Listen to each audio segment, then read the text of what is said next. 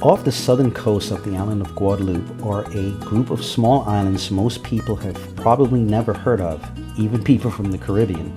However, those islands served as the backdrop for one of the most decisive and game-changing battles in colonial history.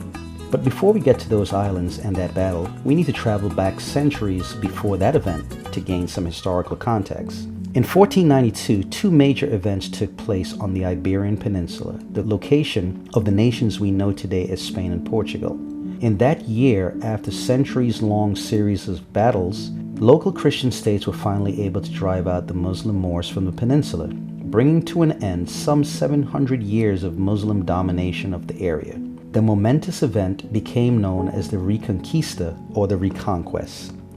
With the Christians firmly back in charge, one of their first orders of business was to expel their Jewish population from the land, as they had always been persecuted and marginalized under Christian rule. And with the Muslims gone, sentiment and rule toward them returned to the norm.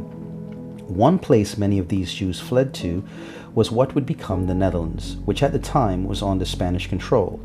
But around the same time these Jews were making their way to the Netherlands, there were rumblings of rebellion in the Netherlands against the Spanish and Portuguese. In the Netherlands, Jews were more or less welcome, and welcome to practice their faith in peace, something they were not allowed to do on the Iberian Peninsula.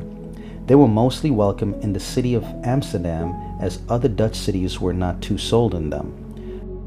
The Jews, having been experts in commerce and business for centuries, helped to quickly transform Amsterdam into a major economic center, sparking Dutch emergence to challenge the other European colonial powers.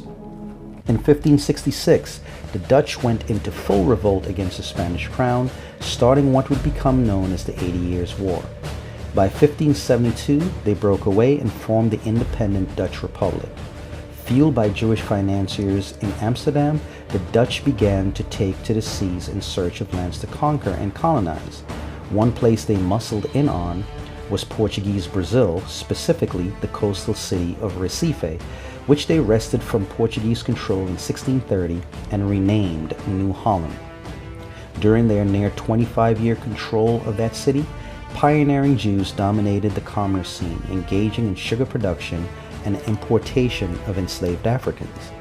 On a side note, an Englishman by the name of James Drax from the British colony of Barbados visited New Holland and took interest in the sugar production industry there, and took the expertise back to Barbados and began what would become the plantation system in the Caribbean, built around sugarcane production and supported by the labor of enslaved Africans.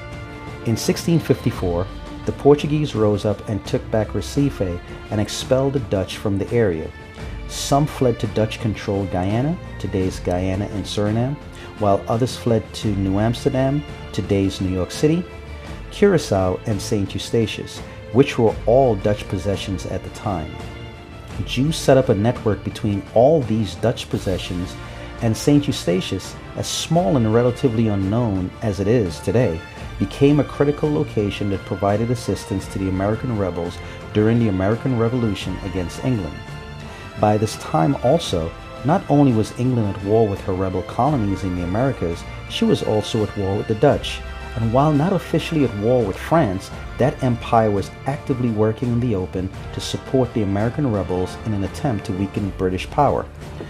When the British got wind of the idea that the Dutch were using St. Eustatius as a funnel site to smuggle munitions and other goods from Europe to the American rebels, they sent General George Rodney to the island to extinguish the contraband trade.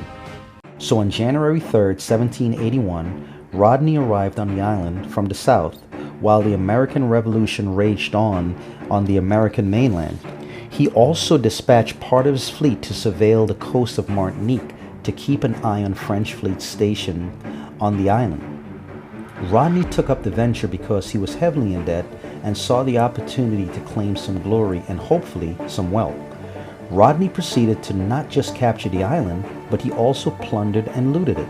He banished the Jewish population to nearby St. Kitts.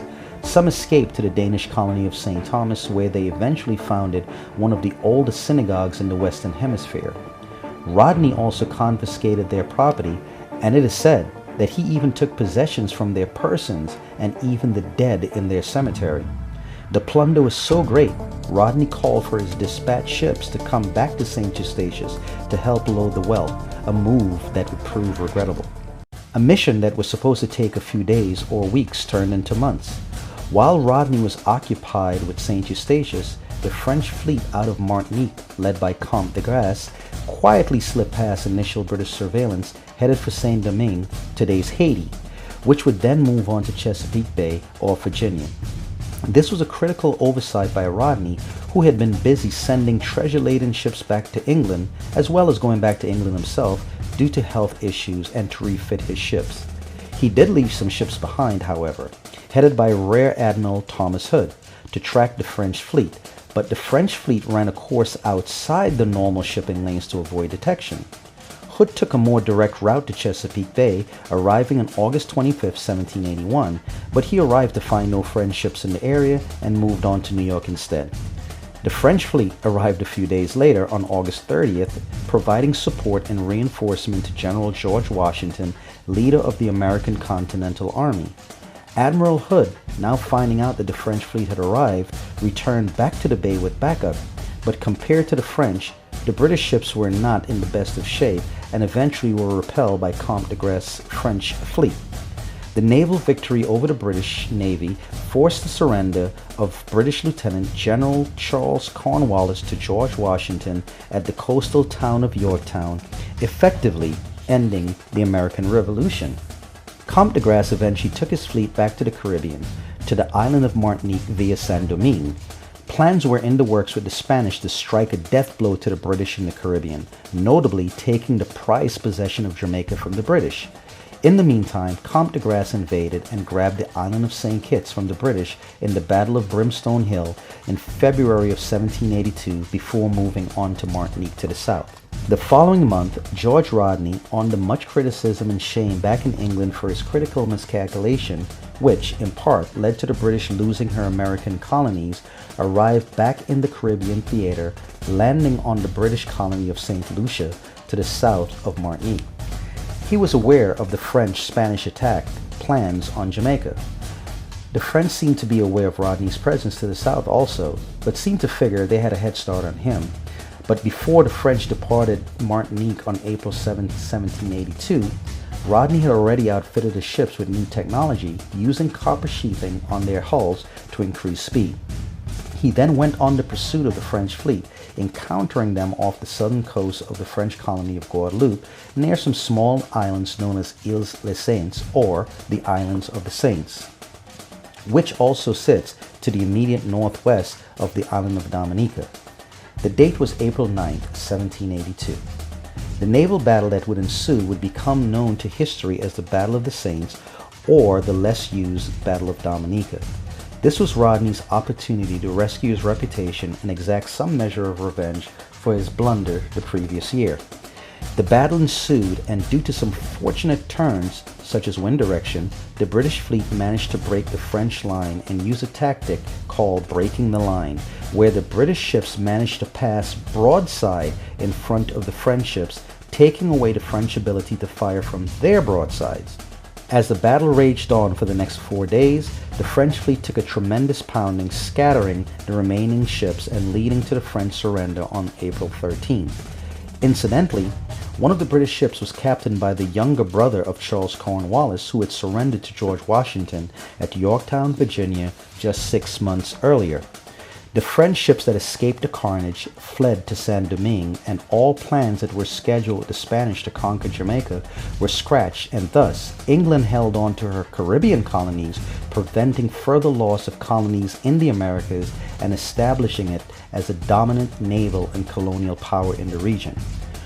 Though Rodney was heavily criticized by some back in England for not pursuing the surviving French ships, he still received the hero's welcome and compensated handsomely for his victory, receiving payments that were to be passed down to his family for perpetuity. The British victory in that war also sent ripples through Europe and the United States, forcing the new country of the United States to recognize they had lost the power of the French behind them as an ally. England ended up holding the upper hand in all negotiations, stunting all French and Spanish aggression against them, at least for the time being, while also beating back fleeting post-war demands by the United States. In addition, with France losing the war in humiliating fashion, it caused a domino effect back in France itself because just 70 years later, the French Revolution began, bringing to an end the French monarchy and the subsequent start of the Haitian Revolution on the heels of that history-changing event. France would then go on to lose all its territory on the American mainland via the Louisiana Purchase and other negotiations. In short, in the course of 1 year, England went from the humiliation of losing her American colonies, partly because of George Rodney's obsession with looting St. Eustatius, to regaining her footing and dominance with Rodney's resounding thrashing of the French fleet off some relatively unknown tiny Caribbean islands far away from the shores of Europe. In fact, Rodney's battle tactic in the Battle of the Saints were used in future naval battles by the British, fetching victories in each, including the famous Battle of Trafalgar that immortalized the war hero Horatio Nelson, who had previously married his wife on the Caribbean island of Nevis. Today, there stands a sculpture of George Rodney in Spanish Town, Jamaica, in commemoration of his victory that not only saved Jamaica for the British, but as it appeared, the future of the British Empire.